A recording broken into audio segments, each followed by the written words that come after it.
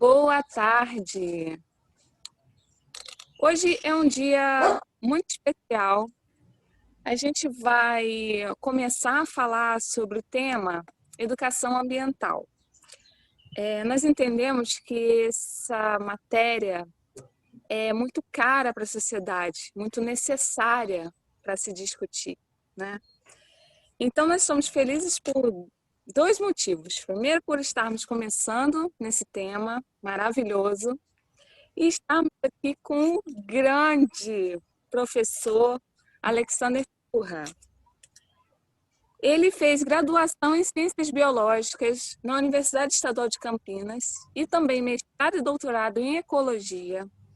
Atualmente é professor do Instituto Oceanográfico da Universidade de São Paulo e responsável pela Cátedra Unesco para a Sustentabilidade do Oceano. Olha, é uma responsabilidade danada, hein? Vamos lá. Olha, ele tem algumas explicações. Impacto das mudanças climáticas sobre os oceanos pela USP, gestão de áreas marinhas protegidas, entendendo os problemas socioambientais, passo para construir a Agenda 21, PROCAM. Ele tem uma coluna mensal na Scientific American Brasil sobre os oceanos e tem dois documentários maravilhosos, que é a Canoa Caiçara e Pulsante, um filme sobre a Baía de Araçá. É lá no canal do YouTube, do Instituto Costa Brasilis. Eu tenho um imenso prazer de trazer aqui para a gente conversar e debater sobre esse maravilhoso tema, o professor Turra. Boa tarde, professor.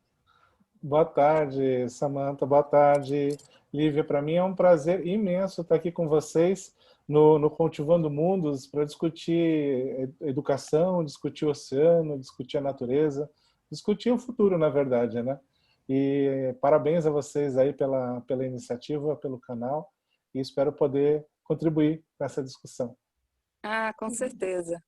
Eu vou te dizer, assim, vou te relembrar, na verdade, como é que a gente se esbarrou pela vida, né? Eu estava numa competição, fui levar minha filha numa competição de canoa havaiana, e até então eu estava ainda fazendo pedagogia e estava interessada em fazer o meu TCC em cima desse tema. E por acaso você estava lá fazendo a divulgação de um trabalho maravilhoso que a Lívia daqui a pouco vai mostrar para a gente, que era uma revistinha de uma menina de São Gonçalo e ela fez a revistinha falando sobre esse problema, né, do meio ambiente, sobre educação ambiental. E, nossa, ele foi super solícito, assim, parou para conversar com a gente, falar sobre o projeto. E, assim, ficou um tempo ali conversando sobre o tema. Então, assim, a gente já sente todo o cuidado, o carinho que você tem por esse tema, né? Então, eu não esqueci. E agora, por acaso, a gente ia falar sobre educação ambiental, e aí conversei com uma amiga e ela conseguiu intermediar esse contato. Então, novamente, muito obrigada por estar aqui conversando com a gente. Não, que isso, para mim A minha assim, pergunta é a foi muito, seguinte. muito bacana, só para pontuar isso, assim, na verdade eu gosto de gente, né? Eu gosto do ambiente e gosto de gente. E eu acho que isso é a base da gente fazer educação ambiental, né? E, na verdade, mais Com do que o que a certeza, gente fala, é como a gente se comporta, né? Então, o trabalho aí da certamente. Mariana, que a Lívia vai mostrar daqui a pouquinho, foi um dos grandes presentes que a gente conseguiu ganhar nessa trajetória de construção de um diálogo sobre o lixo no mar, né? Conhecer a Mariana, que agora está com 9 anos. O pai dela, o Sandro, é uma pessoa excepcional que estimula a Mariana a discutir essas coisas, e ela tem hoje assim um papel muito grande assim na comunicação dessa temática do lixo no mar. A gente está fazendo agora a segunda história em quadrinhos, que é a Mariana e a Ah, redescoberta da Baía de Guanabara. E Ai, logo que logo ela massa. vai estar sendo lançada, né? Vou é compartilhar aqui, então. Legal. isso. Eu queria que você falasse um pouco sobre esse projeto, né? Como é que foi essa proposta? Como é que foi trabalhar com essa menina? Como é que é esse trabalho? Conta Como eu pra disse, gente. foi como você narrou, né? O nosso encontro aí, né? Foram aquelas coisas, né? Que acontecem. E a Mariana, a gente estava no Rio um projeto de educação ambiental chamado Entendo Lixo, em parceria com a Plastivida, a Braskem, a Dow, a Prefeitura do Rio, uma série de parceiros, né? E a gente estava ali falando sobre lixo no mar. Então a gente ia lá na Baía de Guanabara com um grande pulsar durante as Olimpíadas, pegava o lixo e botava lá numas mesas para as pessoas entenderem e conversarem com o lixo, né? Assim, tanto é que o nome do projeto é Entendo Lixo, do programa. Você tem que conversar com o lixo e entender. E o que aconteceu? Teve um dia que chegou uma menina de 5 anos e começou a olhar aquele monte de lixo e chegou e falou assim: isso daí tem muito lá na praia, perto de casa. Será que a gente não podia limpar a praia lá? Aí tava ela e o pai, né, o Sandro, e aí a equipe toda falou: vamos embora, vamos lá, né? Aí foi todo mundo para a praia limpar a praia e fizeram uma limpeza. A praia ficou outra praia depois, né? Aí depois isso ficou na nossa cabeça. E um dia eu estava em Brasília conversando com a comandante Ana Lúcia Costa Lunga e eu falei: puxa vida, né? Aqui na Secretaria Interministerial para os Recursos do Mar, eles têm uma série de publicações sobre o oceano, dentro do programa de mentalidade marítima. E tem uma série de histórias em quadrinhos, que chama Série Amazônia Azul, ou Coleção Amazônia Azul. E daí eu falei: puxa, podia ter uma sobre lixo no mar. E aí a comandante Costa Lunga gostou da ideia. Aí eu falei: tá, mas qual vai ser a história? E aí veio a história da Mariana, né? E daí a gente bolou essa história com a Monique Rached, que é a desenhista, que fez esses desenhos maravilhosos, a Márcia Denadai, a Elisa Vansluis também, que um timaço assim, de pessoas super assim, excitadas, né, com essa temática e querendo produzir, querendo fazer alguma coisa bacana. E saiu a Mariana, né? Saiu essa história em quadrinhos. A gente já está com ela em inglês também, para divulgar em países. Mentira! Nossa, que legal! Já fizemos a tradução, ela tá bombando. Já mandamos para o Quênia, né? Que é onde fica a sede do Programa das Nações Unidas para o Meio Ambiente, e eles estão disseminando mundialmente. Então, assim, e a Mariana, vocês não sabem, a Mariana, ela faz aniversário no dia 16 de novembro. E 16 de novembro é o dia da Amazônia Azul. Olha só a coincidência. Nossa, Uma que legal. predestinada. E o nome dela relembra a Mar, né? A Mar e Ana, né? Sim. Exato. É muito bonitinho, assim. É interessante porque chama a atenção das crianças, né? Sem É, dúvida. o desenho em si parece que é mais infantil mesmo, então chama atenção. A minha logo roubou a minha revistinha, eu não sei, porque a minha filha pegou, tomou posse e já era a minha revista, entendeu? Mas ela realmente gostou e guardou lá as coisas dela. Ela tomou posse. Como que é o Mas nome dela? realmente é Letícia, a menor. Aí, a A Letícia. Letícia fez direitinho. Aí. Ela curtiu e assim, eu acho que vocês conseguiram chegar no público-alvo, né? O público-alvo, ele realmente gosta do jeito que foi escrito, do jeito que foi desenhado. Então, isso é fundamental, porque é onde a gente quer chegar, né? Pois Nas é. crianças. Nesse mesmo dia, inclusive a Renata tinha levado um pacotão assim de revista. Eu vou pedir uma a ela para ver se ainda tem. Você disponibilizou para ela um pacote, porque ela também Sim, faz um sim. trabalho de educação ambiental bem bacana, né? Então, ela trouxe para divulgação. Mas no mesmo dia, você havia falado de eu não sei se você vai lembrar, vamos ver, de uma prática numa escola em que os alunos saíam pela rua da onde ficava a escola deles, observavam os problemas eventuais que pudessem ter em relação a esse tipo de aspecto, né, de educação ambiental, e eles faziam uma carta para o prefeito local, né? Acredito que tenha sido. Não sei se era prefeito, enfim. E aí eu queria saber se você lembra desse projeto. Queria saber Sim. como é que aconteceu, qual era o propósito, como é que se teve algum retorno, né? Como é que foi essa Uhum. experiência?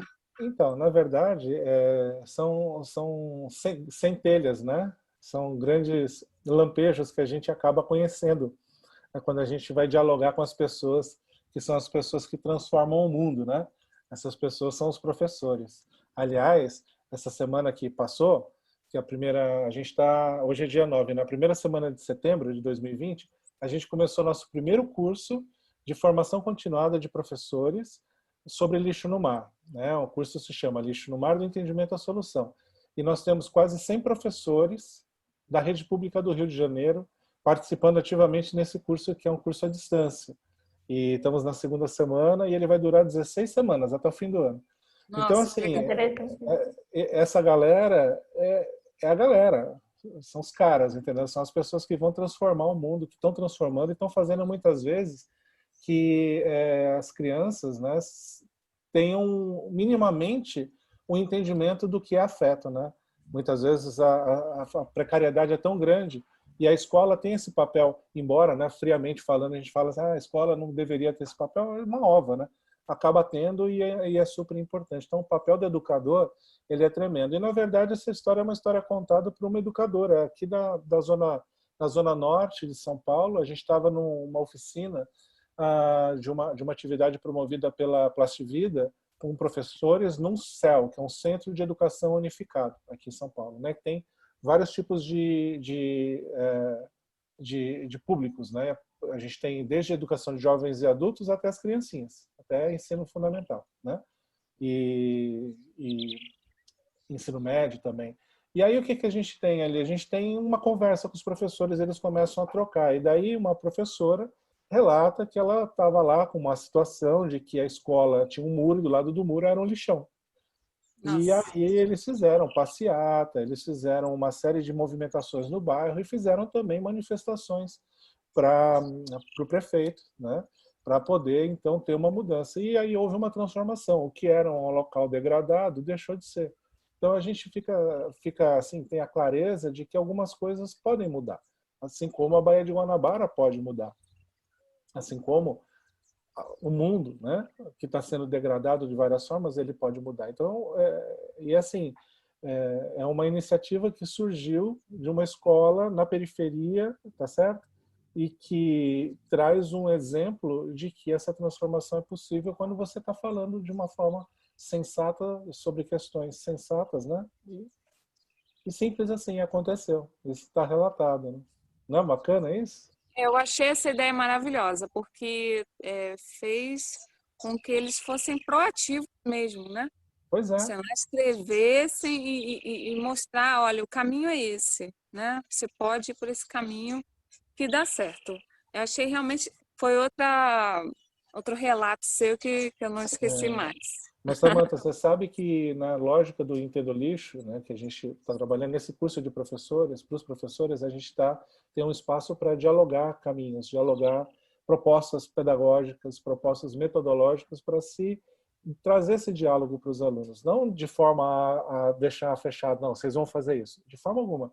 É assim, considerando a sua realidade, a sua formação, a sua forma de ver o mundo, a sua prática, como que você consegue criar uma perspectiva, uma proposta de como trabalhar essa questão, né?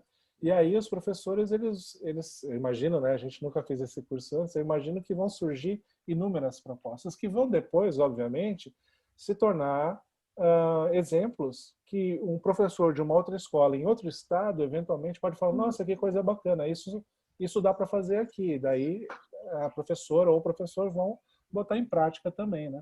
Então eu vejo que é um mecanismo de democratizar assim, de dar espaço para a criatividade, né? Empoderar o professor e dar espaço para que esse diálogo possa acontecer, né? Acho que é bem bacana isso. Maravilhoso, maravilhoso. A gente até estava conversando sobre isso, esse papel da escola de formar cidadãos que vão transformar o mundo. E nesse sentido, a gente observa muito que na escola, muitas vezes, acontece das propostas em relação à educação ambiental ficarem sempre assim, vamos fazer propostas com materiais recicláveis, ou então voltados para a arte, mas sempre se limitando a esse tipo de coisa, né? E aí é um questionamento nosso, assim, quais são as outras possibilidades para a gente trazer para a escola algo que possa ser mais significativo, né? Eu acho que uma das opções é essa que você acabou de falar desse projeto, E a gente queria ouvir você um pouquinho assim em relação a quais quais são as outras possibilidades assim para um trabalho mais efetivo dentro do espaço da escola. Sim, tem um que eu acho assim que é magnífico, magnífico assim que se a gente conseguisse colocar em prática seria espetacular. Que é o seguinte, quanto de lixo a gente produz, né? De lixo orgânico, de lixo reciclável, resíduos, e de mistura, né? Ou seja, como que é isso nos nossos bairros, nas nossas casas? A gente não tem esse dado. A gente tem grandes estimativas de produção geral de lixo. Aqui em São Paulo, no estado, né, usa-se o valor de 1,3 ou 1,1 quilo por dia por pessoa. Eu não lembro exatamente se é 1,1 ou 1,3. E aí você passa uma régua e pronto, né?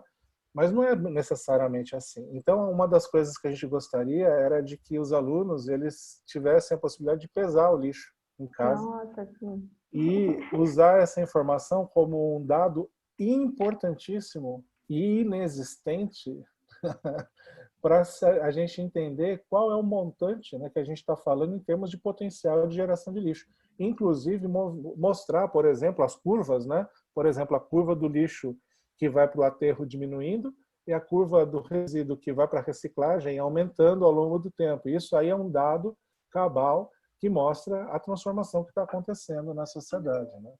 Uma outra iniciativa super bacana também, que pode ter uma escala grande ou pode ter uma escala pequena, é a agregação de valor a esse resíduo. Então, por exemplo, você vender 1 quilo de plástico, você transformar esse quilo de plástico em alguma outra coisa, né?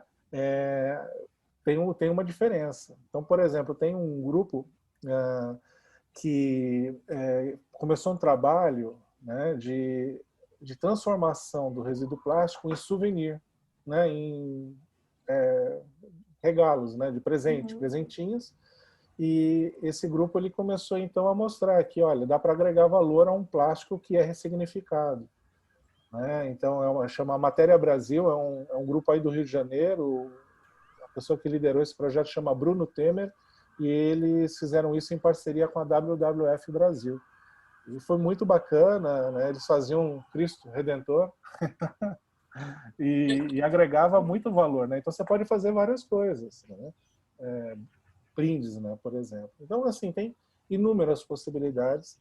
E, é claro, dá para fazer isso com o lixo eletrônico, né? Então a gente tem aí, né, um potencial gigantesco de crescimento de lixo eletrônico, lixo derivado da pesca, redes de pesca velhas que não servem mais para nada podem ser também processadas. Tem uma demanda enorme para isso em cidades costeiras, no Rio, por exemplo, Niterói, aí na Baía de Guanabara tem aí uma demanda tremenda. Enfim, a gente tem que ver as oportunidades, mas um principal, eu acho, é que a gente tem que pensar isso como uma forma de resistência da sociedade a essa tendência que vai engolindo as pessoas e que a pessoa, quando se vê, está num mar de lixo, num mar de plástico, muitas vezes, né? Mas ela está ali por conta de uma série de outras coisas, não é por acaso. Né? Uma questão histórica, uma questão social, né? Uma questão econômica, de forma que o lixo, na verdade, ele é mais um sintoma. Claro que ele é um problema, né, para o mar, óbvio, né, mas ele é mais um sintoma de uma sociedade esfacelada, de uma sociedade, né, em que é uma sociedade que está pedindo socorro, como é a sociedade brasileira e mundial, na maior parte dos países do mundo, hoje em dia, né, com muita pobreza, muita assimetria de renda, muita pessoa vivendo em situação degradante e, né, sem condição de lidar com esse resíduo. E muitas vezes ainda fala, não, são eles os culpados da poluição do plástico que vai chegar numa praia onde o bacana está lá super, não, tem um plástico na areia, não vou entrar, sabe? Então, eu acho que é uma questão muito sensível da gente entender do que a gente está falando. A gente está falando não de uma questão que a gente pode dizer elitista. Não é isso. A gente está falando de uma coisa central na sociedade. De forma que, se a gente quiser resolver isso, a gente só resolve isso realmente mudando a forma como a sociedade está, distribuindo renda, né? Claro, não é ficar dando dinheiro, mas assim criando mecanismos para que a renda seja gerada e distribuída mais igualitariamente. E as pessoas possam morar bem, possam comer bem, possam viver bem, ter acesso ao esgoto, a coleta e destinação de resíduos, a escola, a saúde e a tudo mais. Tudo que qualquer pessoa do mundo tem direito a ter. Exatamente. Então, a nossa Constituição, né? A pessoa É, tem o direito de ter a vida digna, né? com certeza. Essa questão do lixo me fez lembrar essa que você falou que não tem muito como saber como cada um produz. Eu tive uma experiência aqui na minha casa. O que acontece? Eu moro um pouquinho mais isolada, né? No meio do mato, digamos assim. Então, o lixeiro não passava por aqui, ele passava só na principal. Então, a prefeitura deixava uma caçamba, e aí vinha um caminhão, levava essa caçamba, né, e dava fim àquilo. Fim, entre aspas, né? Não existe fim nisso. Então, o que acontecia? Eu tinha que colocar, ou levar na minha mão, ou botar no meu carro, levar até ali, tá? O que acontecia? Me incomodava, correto? Eu tinha que ir com aquele lixo, botar dentro do meu carro, o lixo me incomodava. Uhum, O que acontece? Eu comecei a separar o meu lixo, levar para... Aqui a Enel faz esse trabalho, eu pego o meu lixo reciclável, levo na Enel, tá? Eu uhum, separo, levo para lá, e eles dão até desconto, mas enfim, como tem que separar muito, eu nem me importo com isso, não. Eu levo até lá o reciclável, aqui é a Enel que faz isso. uhum, E eu comecei a separar o lixo orgânico. uhum.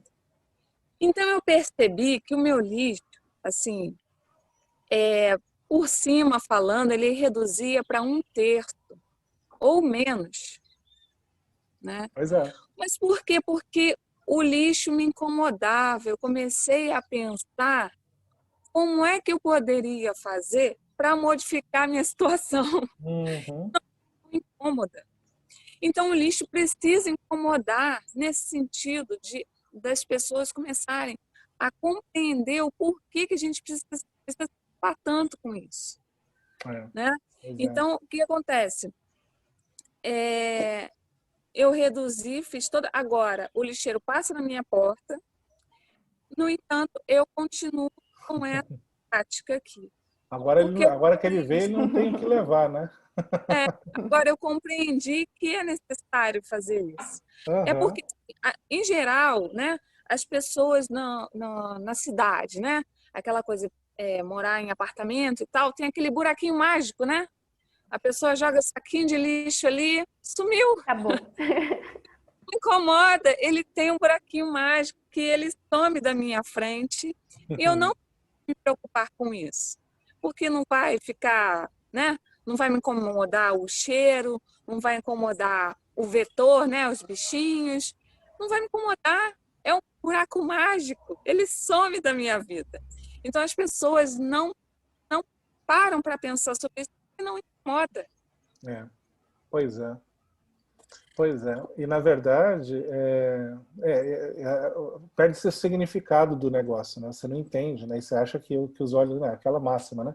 O que os olhos não veem, o coração não sente. Só que ele sente, sim. Ele sente de várias formas e é sentido por muitas pessoas, né? E isso tem a ver muito com a forma como a gente educa, né? Como a gente trabalha a relação com as crianças, com os estudantes, né? Porque se você pensa de uma forma mais tradicional, conteudista, né? Talvez você não tenha ou não deixe espaço para diálogos que são significativos, né? Para a realidade dessas pessoas. Então, por exemplo, né, nós temos um exemplo na Suécia da Greta Thunberg, né, que é uma jovem ativista que deixou de ir à sala de aula de sexta-feira para ir para a frente do parlamento, né, se eu não me engano, fazer manifestações em relação ao clima. Na verdade, ela estava tendo e dando aula na sexta-feira ao mesmo tempo, né? Ela não estava deixando de aprender, deixando de estar na escola. Então, o como você aprende, por que você aprende, para que você aprende, eu acho que é a raiz dessa discussão que a gente tem que fazer, né? De uma educação que a gente tem trabalhado, né? É uma educação que a gente pode chamar de integral, integral em todos os aspectos, não só integral do ponto de vista de ficar mais tempo na escola, mas integral em relação a onde ela te leva. E aí eu queria citar uma fala de um documentário chamado Estamira. Vocês devem estar familiarizados. Estamira era uma senhora que vivia em Gramacho, no lixão de Gramacho. E ela fala assim no documentário, eu peguei aqui porque eu achei fantástico, né? Desculpa, tá fazendo um barulho bem forte aqui agora de um helicóptero. Nesse trecho, ela questiona um pouco a escola, né? Qual o papel, por que a gente tem uma escola? Então ela faz assim, aspas, na escola, vocês não aprendem, vocês copiam. Vocês aprendem com as ocorrências. Eu tenho um neto de 2 anos que já sabe ler. Eu tenho um neto de 2 anos que não foi na escola copiar hipocrisias, mentira e charlatagem. Nossa.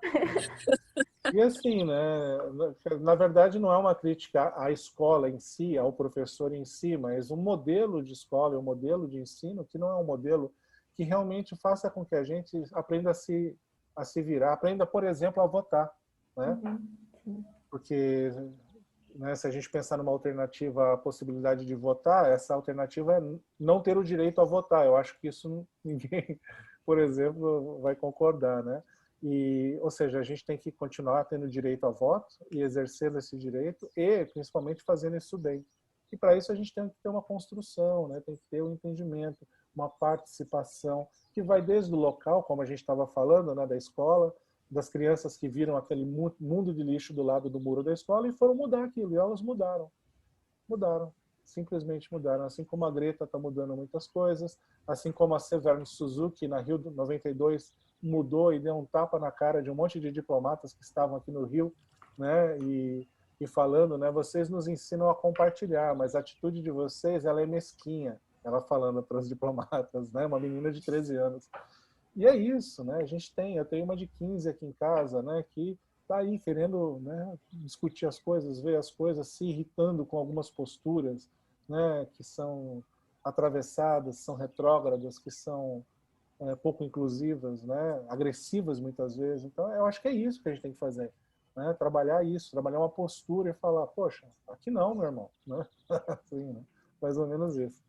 Esse trabalho que vocês fizeram para mandar as cartas para os políticos locais também pode ser feito antes, né? Se nós vamos votar, né, esse ano, então vamos chamá-los para falar sobre a proposta deles nesse âmbito, né? Vamos trazer eles aqui para a gente discutir sobre isso, né? Para a gente poder saber realmente em quem votar, né? A gente vai entendendo as ideias e ver quais que tem a ver com o que você acredita, né? De uns tempos para cá, a gente tem se preocupado, tiveram muitas leis, né, sobre a questão da sacola plástica no mercado, né? Então, de uns tempos para cá, a gente já está se preocupando um pouco mais sobre especificamente o plástico, né?